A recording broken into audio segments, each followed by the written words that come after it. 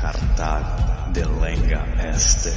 Urbe latiricium evenit marmorem reliquit.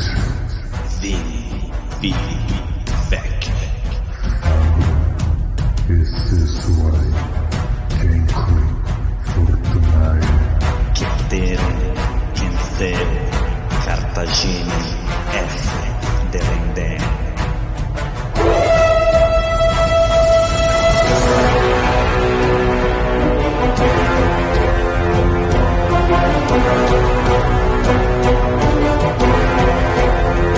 Alô amigos, alô galera, estamos de volta para o 82º episódio do podcast Roma Nua e Crua. Quem vos fala é Bruno Prandi, eu apresentador e editor deste humilde podcast. Um salve para nossa tetrarquia.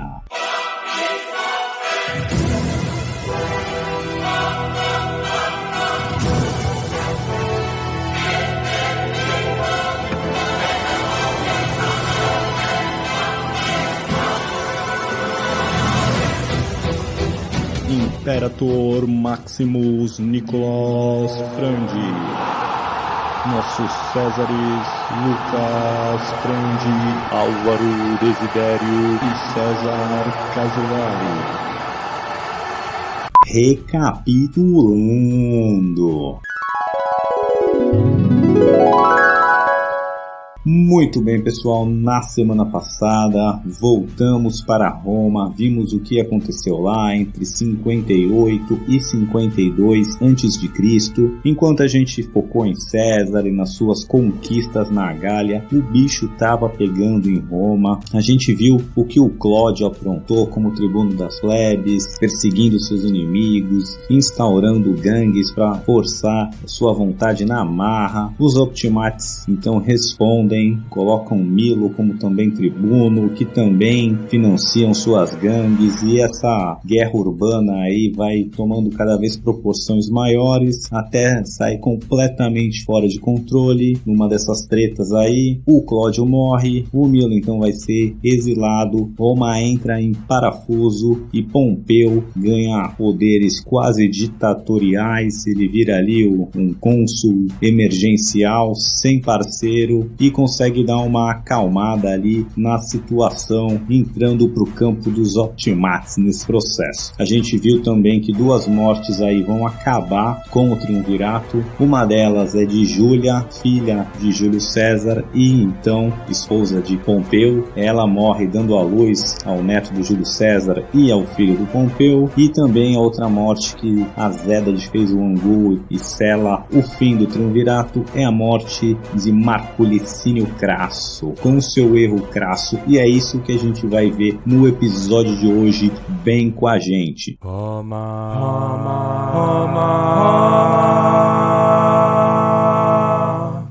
Roma, nua e crua. Muito bem, pessoal, hoje focaremos na morte de Crasso. E não foi uma morte simples, comum, pela velhice, não. Foi uma morte cheia de cobiça, que estava em busca de glória e que vai terminar muito mal e vai render aí um léxico para o nosso idioma, para nosso mundo ocidental, que persiste até hoje. A gente já abordou até aqui em um dos episódios bônus o tal erro crasso, né? Muitas pessoas já conhecem essa expressão, um erro crasso, e é daí que vem ela, das presepadas que o Crasso vai fazer nessa campanha militar, que vai culminar com a sua morte. Então hoje a gente vai se jogar nessa história, entender a fundo essas presepadas aí que geraram essa expressão, e vai ver se elas fazem tanto sentido assim, né? Porque é fácil condenar quando as coisas dão errada, mas a gente vai analisar aqui as decisões e as estratégias, por que deu errado e se foi tão imbecil, tão primário como alguns julgam, mas vamos por partes. Então o que a gente quer começar aqui abordando é quem eram os Partas, o Império Parta, e o que o Crasso foi fazer para lá. Então os Partas, pode se chamar também de persas, mas eles eram a reascensão dos persas. Para quem acompanha aqui a gente há algum tempo, a gente já abordou sobre os persas aí, principalmente durante as guerras sírias, mas hoje a gente vai dar uma atenção maior ainda. Para quem já viu o filme filme dos 300, de Esparta, aquele do Rodrigo Santoro. This is Sparta! Ou já ouviu falar das guerras médicas, dessas guerras entre gregos e partas, da corrida de maratona, aí da maratona que vem do nome, também é de uma guerra entre os persas e os gregos. Acontece que esses persas, eles é um termo que a gente usa aqui no Ocidente, mas eles eram o Império Aquemênida. E esse império era gigantesco, ele pegava partes da Ásia, da Europa, da África, ele incluía o que seria hoje o Irã, a Turquia, o Egito, o Levante ali, Síria, Líbano, Jordânia, a Mesopotâmia, a Babilônia, etc. Então, assim, era um império gigantesco, pegava também o que era Turcomenistão, Paquistão, um pedaço ali do que é Afeganistão, era muito grande mesmo, era um império gigantesco e está em guerra aí com o Ocidente desde mais ou menos 400 a.C., quando eles lutaram contra os gregos e tal, nessas guerras médicas e tal. Depois disso, Alexandre o Grande, então, vai conquistar esse Império Aquemênida inteiro. O Alexandre o Grande vai conquistar todo esse império, não só ele, né? O Alexandre o Grande sai conquistando tudo, mas principal esse império, que incluía todas essas regiões que eu falei, aí era gigantesco, se estendia por 3 continentes, era realmente bizarro de grande. E, como eu disse, Alexandre conquista, mas ele mal termina de conquistar esse território todo, esses povos todos, também já logo morre. E morreu. Misteriosamente, aí nem vamos perder muito tempo aqui, mas depois que ele morre, seus generais, seus diadocos, então logo começam a entrar em guerra e esse império gigantesco que o Alexandre o Grande criou se fragmenta. Mas a maior parte do que era o Império Aquemênida, que era o Império Persa, vai ficar com um desses diadocos, um desses generais, que era o Seleuco. E ele então vai estabelecer o Império Seleucida. Basicamente ali, com todo esse território que era então do Império Aquemênida, né? Vai tirar algumas partes ali, o Egito não vai fazer mais parte, a Turquia ali não vai fazer mais parte, mas basicamente ainda era um império gigantesco. Mas quem eram os partas nessa história? Não sei. Então Pártia era ali uma região desse que já fazia parte desse Império Aquemênida e que depois vai fazer parte do Império Seleucida. Então ele já era ali uma etnia persa, iraniana, sei lá como definir muito bem, que já fazia parte do Império Aquemênida e também do Império Seleucida. Essa parte aí, ela também fica ali no Mar Cáspio e ela começa a receber imigrações vindos da Ásia Central, e assim que essa região consegue uma oportunidade, ela então vai se libertar do Império Seleucida e vai se tornar uma região autônoma. E assim que ela se torna uma região autônoma, ela vai então também começando um processo de expansão, e ele vai se expandindo aí por cerca de mais de um século e meio, e acaba que meio que retomando ou conquistando esse Império Seleucida, e os Seleucidas eram gregos, vou chamar assim, e esses Pártias que eram de novo, vou chamar de iranianos, talvez não seja o termo mais certo, mas eles basicamente reconquistam todo o Império Seleucida. Não todo, aqui nesse processo de desintegração do Império Seleucida, né, e o Império Parta que vai tomando a maior parte, mas outros reinos vão aproveitar e outras repúblicas, como a Romana, vai se aproveitar para morder parte desse território. Então o rei da Armênia vai tomar algum desses territórios que eram dos Seleucidas, os próprios romanos vão tomar ali a região da Síria, do Levante, as regiões que não anexam, como Jerusalém, mas ficam ali protetorados, clientes romanos. Então parte desse território ali fica com os romanos, a parte mais ocidental do que seria o Império Seleucida, parte ali no que seria a Turquia, ali o finzinho, o leste da Turquia também vai ser dominado ali pela Armênia, e a grande maioria, a grande extensão territorial que era o Império Seleucida, em sua maior parte vai se transformar nesse Império Parta. E o Império Parta e o Império, ainda não é Império, né, e a República Romana vão se tocar ali, realmente ter uma fronteira entre si, depois das guerras do Pompeu ali no leste, né, ele que termina de anexar a Síria, ele que termina de transformar ali o Levante, ali a região de Jerusalém e até o próprio Egito em clientes romanos. Então ele pega esse pedaço aí, e ali, principalmente ali na região da Síria, que era a província romana da Síria, melhor dizendo, ela fazia fronteira então com o Império Parta. Quem dividia ali, de um lado era a República Romana, do outro era o Império Parta, era o rio Eufrates, que cortava ali a Síria, sendo um lado o lado ocidental romano, o lado oriental parta. Bom, então vocês já entenderam mais ou menos onde veio esse império, mas por que que o Crasso estava querendo uma treta? O que que aconteceu aí? E esse é o primeiro ponto, não aconteceu nada.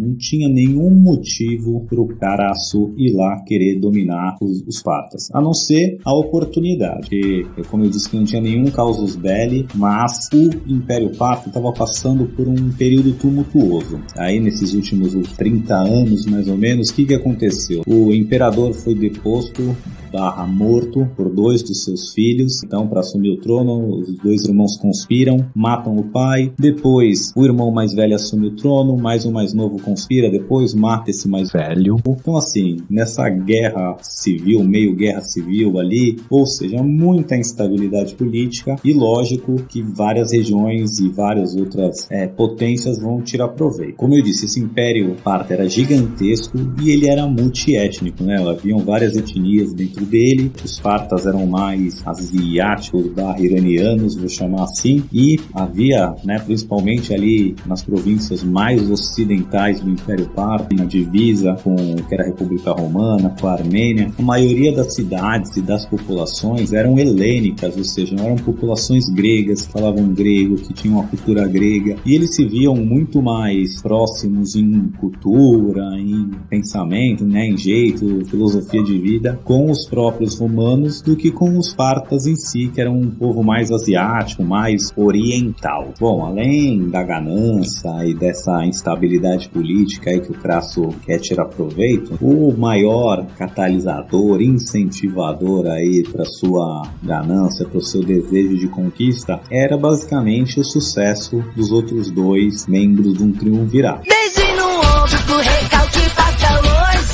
O JC está conquistando a Gália inteira ali, que apesar de não ser uma região super sofisticada e rica, era uma região gigantesca e rica, sim, em recursos naturais, né, não era tão rica em cultura como esses povos do leste ali, mas era rica em potencial agrícola e principalmente em potencial bélico, né, de fornecer soldados, e JC estava muito rico e famoso. O Pompeu já tinha feito essas conquistas no leste todas aí, inclusive foi ele que estabeleceu essa fronteira aí entre os partas e a República Romana. Então a gente já abordou isso também antes, que principalmente, né, o Pompeu era o grande general aí do triunvirato. Agora, com as conquistas de Júlio César na Gália, ele meio que equilibrou ali em glória militar entre ele e o Pompeu, e o Crasso ficou para trás chupando o dedo, né? O Crasso era o homem mais rico de Roma, ele era do triunvirato, então ele já tinha todo o poder e dinheiro que alguém podia imaginar, mas para ele faltava uma carreira militar brilhante como a dos seus pares ali do triunvirato. Não que ele não tivesse nenhuma carreira militar, quem acompanha aqui a gente sabe que, por exemplo, na Guerra Civil com Sula, na Segunda Guerra Civil de Sula ali, onde ele realmente toma o poder e se estabelece como ditador, na batalha ali por Roma mesmo, na batalha do Portão da Colina, que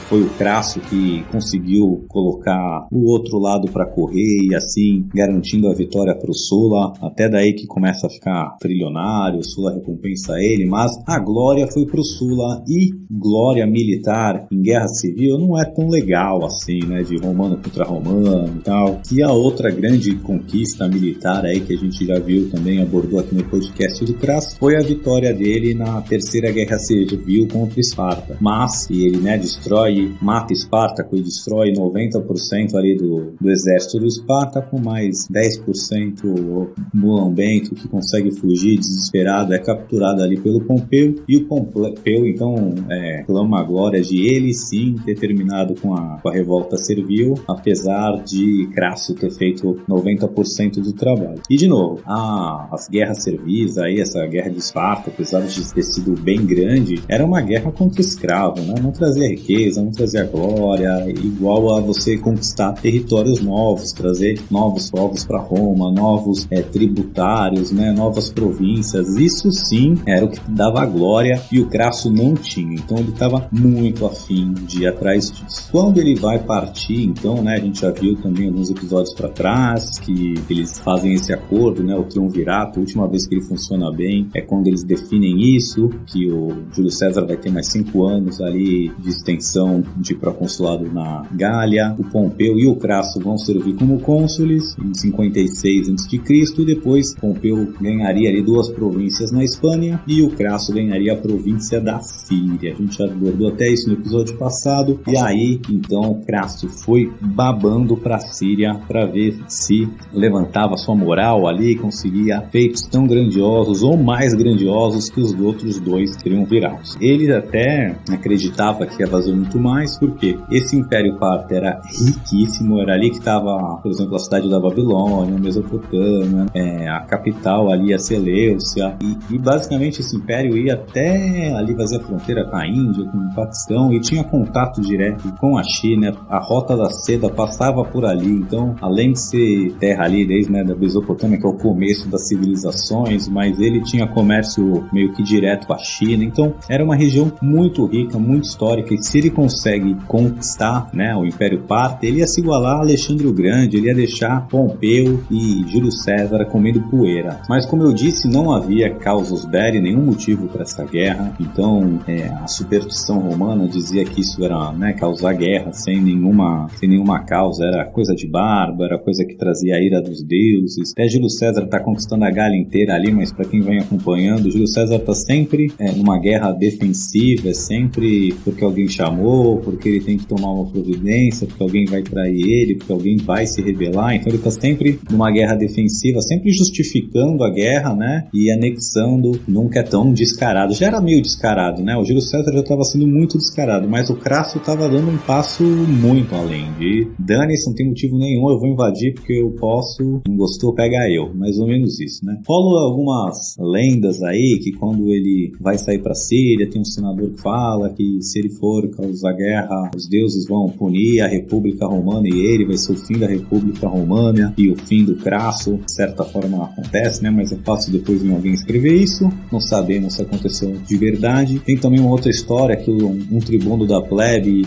cheio de, com a sua gangue, eu vou chamar assim, mas cheio de gente, tenta bloquear o caminho do Crasso, fala que não vai deixar ele ir lá para a província da Síria para causar guerra com Parta e não sei o que isso é errado, e tenta bloquear o caminho dele. Quem vem dá uma força, é até o próprio Pompeu que consegue convencer esse tribuno e a sua gangue deixar o Crasso passar e ir lá para a Síria, mas assim, tava cheio de mau presságio aí, né? Ninguém tava vendo isso com bons olhos e o Crasso não tava nem aí.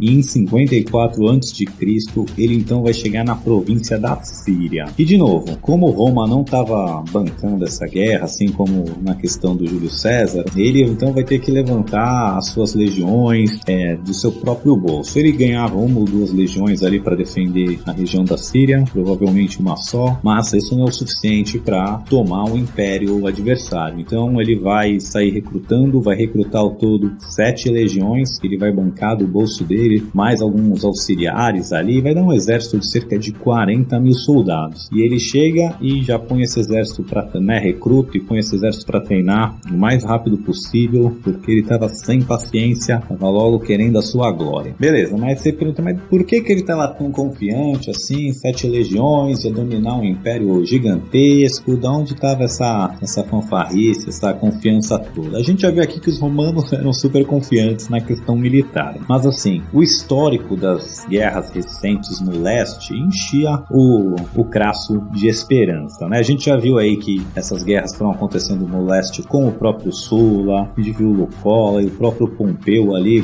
só para deixar os últimos 70 anos mais ou menos do que aconteceu de guerra ali. Então só para dar uma recapitulada aqui nas guerras mitridáticas, né, contra o reino as guerras pontíacas ou mitridáticas ali do reino de Pontos, que a gente já viu do rei Mitrídates, tem lá para para trás também, antes de começar Júlio César, para quem não viu, mas a gente viu ali que, por exemplo, o Sula na guerra de Coroneia em 86 a.C., o Sula com um exército de 30 mil vai bater esse rei Mitrídates com um exército de 100 mil pessoas. Depois, em 85 a.C., na batalha de Orcomeno, o Sula com 16 mil soldados vai conseguir bater o exército pontíaco com 75 mil soldados. Depois, já perto ali da Armênia, que foi onde começa o exército romano e parta a se tocar mesmo, a gente viu o Lucola em 69 a.C. na batalha de Tigronocerta. Beleza, tá sabendo legal. Nossa, cada nome difícil. Ele com 40 mil soldados conseguiu bater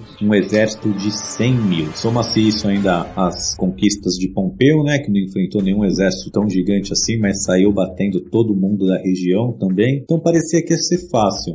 Vale só um ressalve aqui, né, que todas essas vitórias romanas aí contra esses povos do leste, eles eram em batalhas em que as outras forças lutavam no estilo de falange macedônica ou no estilo de falange grega. Não vai ser muito bem como os partas lutam, a gente já vai entrar nisso, né? Mas assim, o histórico romano na região é que com um exército muito menor você consegue sair tomando vastos territórios e que mesmo exércitos muito maiores não dão pro cheiro. Então, assim, tinha da onde vinha essa arrogância toda do Crasso aí de pensar que era só sair passando o trator. Bom, então beleza. Em 54 a.C., como eu disse, né, o Crasso então treina suas tropas, aí reúne suas 7 legiões e ele não quer perder muito tempo. Ele atravessa ali o rio Eufrates e invade território árabe. Bom, essa primeira área aí que ele invade era uma área mais helenizada, mais grega, com cidades gregas, populações gregas que se viam culturalmente mais próxima dos romanos do que dos próprios partas. Então ele vai ter algum grau de sucesso, algum grau de ajuda dessas cidades, até vai ter o governador local dessa região aí, um governador chamado sátrapas, se não me engano, no Império Persa, mas esse cara vai tentar parar o Crasso, não vai dar nem pro cheiro, vai tomar um pau. O que ele vai conseguir é fugir e avisar o rei que os romanos estavam passando o rolo compressor ali na região. A região ali tinha cerca de 4 ou 5 cidades principais e a maioria delas abre as portas para os romanos, ajudam os romanos com inteligência, comida, etc. Apenas uma dessas cidades, a cidade de Zenodontium, essa cidade vai convidar uma guarnição romana para vir lá, como as outras. Não, vem, a gente é brother, só que quando essa guarnição então chega na cidade, ela vai ser logo traída e aniquilada. O Crasso vai dar uma resposta bem ao estilo romano, né? Vai chegar nessa cidade, basicamente invadir, matar quase todo mundo e quem não foi morto, ele vai, lógico, vender para escravidão e depois botar a cidade abaixo para deixar uma lição ali no ar. Vale muito trair os romanos. Bom, o Crasso então conseguiu ali estabelecer uma base de apoio já dentro do território parta, consegue estabelecer ali uma base, consegue criar algumas conexões, uma base de inteligência e tal, só que tá chegando o inverno, dali pra frente tem muito deserto e ele acha que não quer ficar exposto ali, o filho dele ia chegar, outras regiões estavam mandando mais tropas auxiliares de cavalaria para ele, então ele vai deixar guarnições nessas cidades, né, e vai voltar lá para a província da Síria e esperar então reforços vindos da Gália. O seu filho que estava lá com o Júlio César, até a gente já abordou aqui, ele participa, é citado pelo Júlio César até numa batalha contra os germanos, contra os suevos, ele que salva a pátria, e ele então pede dispensa para o Júlio César para se juntar ao seu pai, e o Júlio César concede então, e ele vai com 1000 tropas de cavalaria gaulesa encontrar o Papi. Então em 53 a.C., o Públio Crasso se junta ao seu pai Marco Licínio Crasso ali na Síria e continua os preparativos para a invasão do ano seguinte. Além de receber esse reforço do filhão, o rei da Armênia, que também, como eu já abordei aqui no começo do episódio, estava dominando o território dos partas e tal, aproveitando esse período conturbado que teve, ele pede então que Crasso invada o Império Parta através da Armênia, que ia pegar ali essa região montanhosa que seria a Armênia e desceria ali após o rio Eufrates, era pegar uma outra rota um pouco mais protegida, e o rei da Armênia ainda promete mais 50 mil tropas que ele daria pro Crasso para ajudar o Crasso ali na conquista do Império Parta. Lógico que ele ia querer dividir o bolo, mas ele oferece. Olha, vem por aqui pelas montanhas, eu vou te dar guias, eu vou te dar mais suprimentos, eu vou te dar mais 50 mil tropas, depois a gente divide aí o que conquistar. Além dessa oferta, o Crasso também vai receber uma comitiva, emissários diplomáticos dos próprios partas. E ele vai então oferecer, os partas oferecem uma condição pro Crasso deixar ali os territórios que ele já tomou. Cara, sai dali, não tem nada pra você fazer aqui, tira suas tropas de boa, volta em paz e a gente deixa por isso mesmo, finge que isso nunca aconteceu. O Crasso ri, né, e fala pro emissário Seleucida que ele vai dar a resposta pra ele dessa proposta aí lá em Seleucia, lá na capital deles, dando a entender que vai invadir lá, depois que tomar tua capital eu te respondo. O emissário então ri, dá aquela gargalhada, ele mostra a palma da mão pro Crasso e fala: Pô, Crasso, mais fácil crescer pelo aqui do que você um dia ver a nossa capital. Então ficou a treta no ar, mas os partas ainda tentaram dar uma saída diplomática ali para a situação. Bom, chega o ano de 53 a.C. e o Crasso então tem que tomar uma decisão por onde invadir o Império Parta. Ele pode se juntar aos armênios, como eu falei. Ele tinha uma opção também de descer o rio Frates sem atravessar e atravessar só ali perto de Seleucia, mesmo perto da capital ou perto da Babilônia, de alguma cidade maior, ou tinha a rota mais direta, que foi por onde ele tinha começado o ano passado, atravessar o Eufrates ali e já descer o Eufrates pela outra borda, já dentro do território parta. E aí já começam muita gente a dizer que foi um baita erro, porque ele devia ter ido com o rei da Armênia, era só ele dar um rolezinho ali mais pra cima, ele ia ter a cobertura das montanhas, ele ia ter um exército muito maior e ter mais guias, mas por que assim também não é uma decisão tão burra quanto parece e quanto algumas fontes colocam? Porque é o seguinte, o rei da Armênia já estava em guerra com os partas também. Então assim, um pensamento que o Crasso pode ter é, cara, se eu ataco de um lado e ele já vai guerrear de outro, eu vou forçar os partas a dividirem suas forças, e que isso seria bom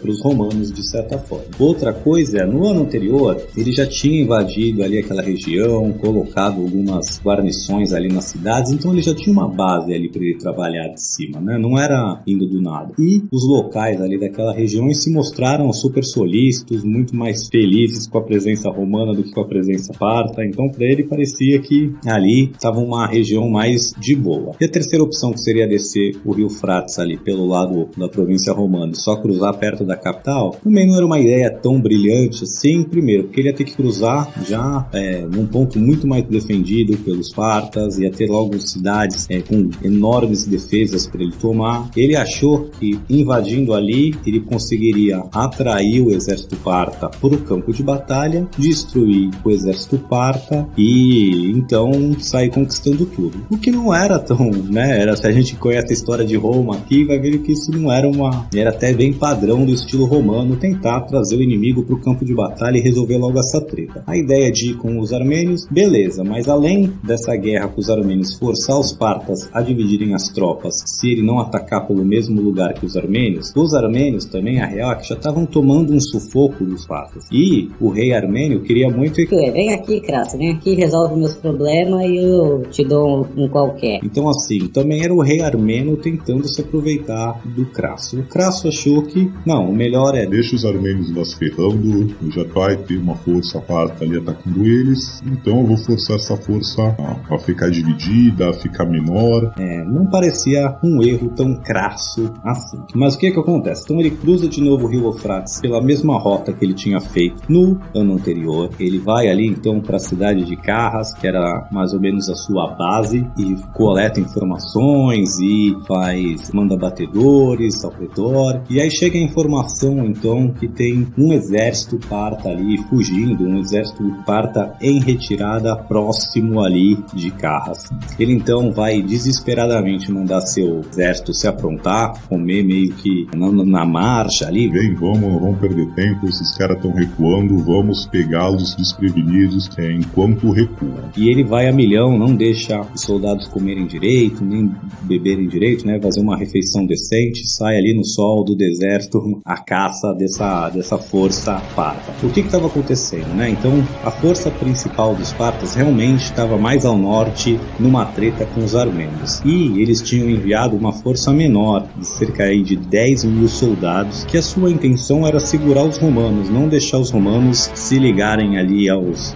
armenos, ou mesmo que não se liguem, mas eles flanquearem esse exército parta, enquanto eles estão em guerra com os armenos, chega os romanos por trás ou pelo lado ali, e eles vão ficar pinçados entre dois exércitos. Então a estratégia dos partas é: a força principal vai lá e destrói os armenos, que era uma força mais fraca, depois a gente ataca os romanos. Mas para garantir que os romanos e os armenos não vão se ligar, ele manda essa força aí que estava sob o comando do general Surena, com 10 mil tropas para atrasar os romanos. Então, como é que tá? Vamos voltar lá com o Crasso. Ele tá com as suas legiões perseguindo aí uma força que ele não, uma força parta que ele sabe que tá recuando, mas que ele não sabe direito, e então, conforme ele vai se aproximando e vai recebendo mais informações, ele descobre que essa força é composta apenas por cavalaria, o que era uma coisa bem estranha para os romanos, e que não é uma força tão grande assim. A primeira informação que ele tem é que essa força deve ter cerca de 20 a 30 mil soldados. Então o que o Crasso faz? Como era uma força toda de cavalaria, ele vai colocar o seu exército numa formação mais larga possível, ou seja, vai ter fileiras curtas, só que com uma extensão bem grande. Então um fronte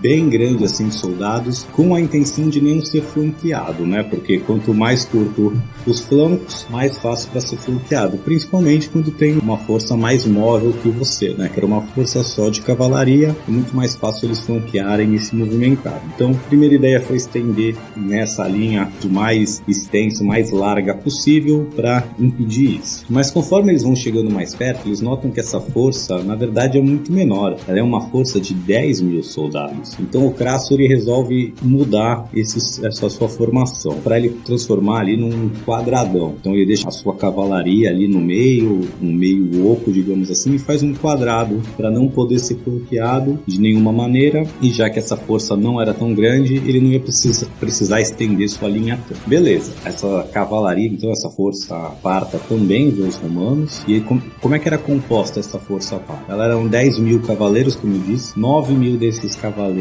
eram cavaleiros arqueiros, cavaleiros, né? E 1000 eram uma cavalaria pesada, os catafractários, que era essa cavalaria pesada persa mesmo, que era armadura completa no cavaleiro, armadura completa no cavalo, e eles usavam uma lança grandona, bem ao estilo cavaleiro medieval europeu, assim, só que no estilo persa. Quem quiser procurar, chama catafractários. Bota aí no Google que você acha umas fotos. Bom, mais importante que esses catafractários eram esses cavaleiros arqueiros aí, porque basicamente, esses cavaleiros parta aí, que vamos chamar, eles vão ser basicamente o mesmo tipo de força que tem aí nos steppes europeus e da Ásia, ali da Ásia Central, que vão sair dominando o mundo com Gengis Khan. Quem já conhece um pouco da história de Gengis Khan também, basicamente é a mesma ideia. São cavaleiros fantásticos que crescem na sela do cavalo, eles sabem atirar com o cavalo em movimento, eles têm uma precisão tremenda, eles usam o arco composto, que tem uma força e uma flecha que penetra muito mais do que qualquer arco romano ou europeu que eles já encontraram até então, e eles eram muito móveis e completamente diferentes de tudo que os romanos já tinham a comprar. E além disso, né, desses 9 mil cavaleiros arqueiros e mais esses 1000 catafractários aí, o general Surena também, ele tentou camuflar esses catafractários como cavalaria normal. Então ele cobriu com uma roupa, né, por cima da armadura, tanto do cavaleiro quanto do cavalo, com uma roupa de linho, para parecer que eles eram uma cavalaria normal, não uma cavalaria pesada, com armadura pesada. E aí, beleza, essas forças estão se vendo de longe, e esses catafractários bem na frente, todo coberto, parecendo uma cavalaria simples. E aí, quando eles chegam bem perto, assim, dos romanos, o general manda eles tirarem esse lençol, vou chamar assim, que cobria eles, para mostrar quem eles realmente eram, que eles eram os catafractários, essa arma poderosíssima, para ver se quebrava ali a disciplina romana, o moral romano. Mas os romanos estavam ali em formação, disciplina, eles nem ligam, eles vão tomar a primeira porrada aí dos cavaleiros, vão se segurar de boa, eles conseguiam lidar com essa cavalaria pesada, mas aí que vem a surpresinha, né? né? Enquanto essa primeira força aí de cavalaria pesada dá esse primeiro encontrão dos romanos e volta, enquanto isso está acontecendo, os cavaleiros arqueiros vão cercando os romanos e mandando saraivada de flecha atrás de saraivada de flecha sem parar. Como eu disse, essas flechas eram capazes de perfurar a armadura, o escudo romano, lógico que não facilmente, mas conseguia. E pelo volume também, tu toma 1, 2, 5, 10, 30 flechada no teu escudo, uma hora fura um pouco, pega no teu braço, pega no teu pé, fura a perna, então vai ferindo vários romanos, vai prendendo escudo no outro, vai dando uma dificultada séria. Até aí, beleza. O que o Crasso estava pensando? Bom, os caras vão ficar aqui jogando flechinha em mim, e eu vou ficar aqui me defendendo, uma hora acaba as flechas, né? Porque a flecha não é infinita, os caras vão acabar, que eles trouxeram aí, e vai ficar de boa. Aí a gente vai contra-atacar. O que ele não esperava é que além desses 10 mil forças, aí tinham mais 1000 camelos. E esses camelos só estavam o quê? Empacotados de flecha até o pescoço. Então basicamente tinham 1000 camelos que ficavam ali levando flecha pros cavaleiros, então eles ficavam atrás desses cavaleiros arqueiros aí que vinham, soltavam flecha pra caramba nos romanos, chegavam bem perto, dava ali bem próximo mesmo, flechada nos caras, e depois saía correndo, e eles conseguiam atirar, enquanto o cavalo corria, eles viravam de costas e continuavam atirando. Então quando um romano ainda saía de formação, tentava perseguir, aí que ele virava uma peneira mesmo, cheia de flecha na cara. Bom, e com esses 1000 camelos cheios de flecha até o pescoço aí, recarregando esses cavaleiros arqueiros, vai passando horas e os romanos não têm o que fazer. Eles estão ali na formação defensiva, segurando seus escudos, já estão horas ali, já estavam marchando no sol por horas até começar a treta, já estão horas ali tomando saraivada atrás de saraivada. Não só o cansaço físico, mental, mas começa, né, várias pessoas a sofrerem ferimentos, né, algumas a morrerem, mas vários sofrendo ferimentos, braço, perna, como eu já falei aqui, e o moral vai dando aquela dilapidada. Quando o Crasso então percebe que não vai ter nenhum tipo de alívio ali, que os caras trouxeram flecha, não acaba mais, ele vai ficar só sofrendo, ele tenta então criar uma rota de fuga ou reverter o jogo ali de alguma maneira. Ele manda seu filho com a cavalaria romana, então mais um destacamento ali de infantaria leve, fazer um ataque. A ideia é o quê? Fazer um ataque surpresa ali, frontal com a cavalaria romana, pôr a cavalaria partas para correr, principalmente a cavalaria pesada, e isso então ia liberar espaço para os romanos conseguirem fugir ou contra-atacar. Então sai lá o Públio Crasso, Crassinho, comandando essa força aí de cavalaria, 1000 cavaleiros gauleses, mas dezenas ali de outros cavaleiros romanos e de outros lugares. Eles a princípio têm até pegam catafractários desprevenidos e mais uns cavaleiros arqueiros que estavam com eles aí desprevenidos, põem esses cavaleiros e arqueiros para correr, então eles começam a correr fugindo dos romanos. Os romanos então acham que estão abalando e começam a perseguir, indo cada vez para mais longe das suas forças, e aí quando eles estão longe o suficiente, esses catafractários eles não param e começam a contra-atacar indo na direção deles. E não só isso, os arqueiros também vão circulando eles e eles caem numa bela de uma armadilha. Então primeiro eles vão tomar o choque aí, vão ter que se posicionar para segurar o choque do ataque dos catafractários. Enquanto eles estão se preparando, os arqueiros já cercaram eles e estão dando saraivada de flecha. O que acontece então é uma bela de uma carnificina e em pouquíssimo tempo. Essa cavalaria romana inteira, aí, que seria cerca de uns 1500 cavaleiros ao total, é completamente aniquilada. Essa cavalaria correu perseguindo os patas, como eu falei, e sumiu de vista. Isso deixa o Crasso meio desesperado e ele resolve então mandar esse quadrado se mexer e ir na direção ali para onde foi o filho dele, para ajudar o filho, caso eles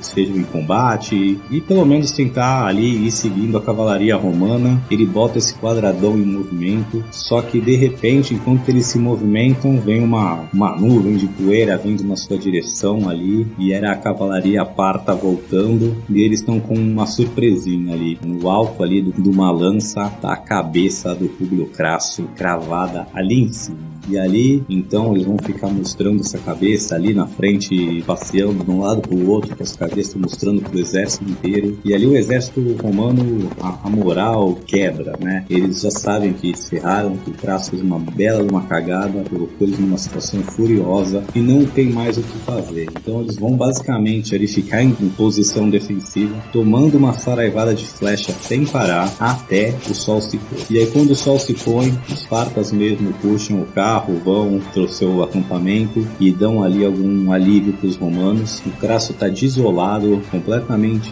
incapaz de pensar, perdeu o filho, tá ali em choque. Dois dos seus tenentes assumem meio que o comando do exército ali, começam uma retirada durante a noite desesperada. Eles vão abandonar ali cerca de 4, 5 mil soldados, estavam feridos e não conseguiam bater em retirada. Eles vão abandonar, para não atrasar eles, vão abandonar esses 4 mil feridos para morrer, e eles tentam então voltar lá para a cidade de Carras, mais ou menos de onde eles saíram. E eles vão madrugada fora, depois de passar o dia inteiro sofrendo, lutando, sobrevivendo. Eles ainda têm que marchar de volta lá para Carras, se perdendo no caminho. Do nada eles ouviram um barulho que não entrou em formação de combate, aquele estresse psicológico, mas eles conseguem chegar então na cidade de Carras. No dia seguinte, os Espartas voltam para o ataque, vão lá, já matam direto esses 4, 5 mil que ficaram feridos, acabam de ser mortos. Eles também vão matando ali outros pelos caminhos que ficaram, que tentaram acompanhar, mas estavam muito feridos e foram ficando pelos caminhos ali. Um grupo grande de 2.000 também, soldados que se perdeu, vai ser aniquilado, e a situação tá terrível ali. O Surena, então, que era o general ali, logo descobre que as forças romanas estão em Carra, meio que cerca a cidade, e os próprios, então, soldados e oficiais romanos dão um checkmate ali no Crasso e fala: cara, vai lá negociar a paz. Esse cara disse que vai negociar uma paz com o Crasso, e o Crasso não queria, mas esses oficiais meio que falam: olha, cara, ou tu vai lá negociar uma paz, ou tu vai morrer aqui pela nossa espada. E aí o Crasso vai com uma comitiva negociar a paz ali, os caras dão uma zoada no Crasso, faz ele subir num cavalo, fica fazendo o cavalo, fica um rodeio ali com o Crasso, fica tirando onda da cara dele, começa uma treta e o Crasso morre, tá? Vão logo matar o... E foi o fim do Crasso. Esse foi o erro crasso que perdurou pela história. Veremos mais sobre isso na semana que vem. Por hoje é só. Fique com a gente e até! Alô amigos, alô galera, só lembrando que ainda tá muito fácil de participar do nosso seleto grupo de apoiadores carinhosamente apelidados de Tetrarquia. Você que gostaria de contribuir com este humilde podcast, por favor entre no link que está na descrição para visitar a nossa página do Padrim. Lá contém todas as informações necessárias e você poderá deixar seu nome registrado para sempre na história da educação brasileira. Vem!